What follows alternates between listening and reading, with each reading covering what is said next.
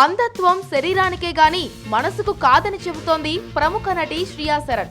అందులోనే చిన్న చూపు చూడకుండా వారిలోని టాలెంట్స్ ని బయటకు తీయాలని శ్రియా కోరుతోంది.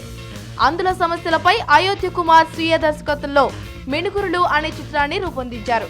జనవరి 9న ప్రపంచ బ్రెయిలీ దినోత్సవాన్ని పురస్కరించుకుని మిణుగురులు చిత్రాన్ని ప్రత్యేకంగా హైదరాబాద్ ప్రసాద్ ల్యాబ్స్ లో ప్రదర్శించారు.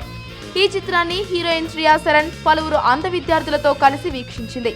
సినిమా పూర్తయిన తరువాత వారితో చాలాసేపు సరదాగా ముచ్చటించింది.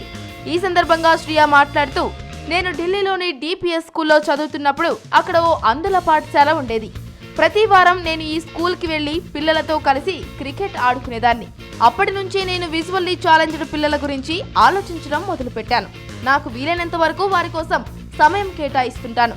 కల్మషం లేని మనస్తత్వం వారికి ఉంటుంది. అద్భుతమైన ప్రతిభ వారిలో ఉంది.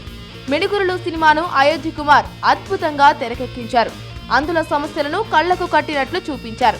ఇలాంటి చిత్రాల్ని ప్రోత్సహించాలి అని అన్నారు.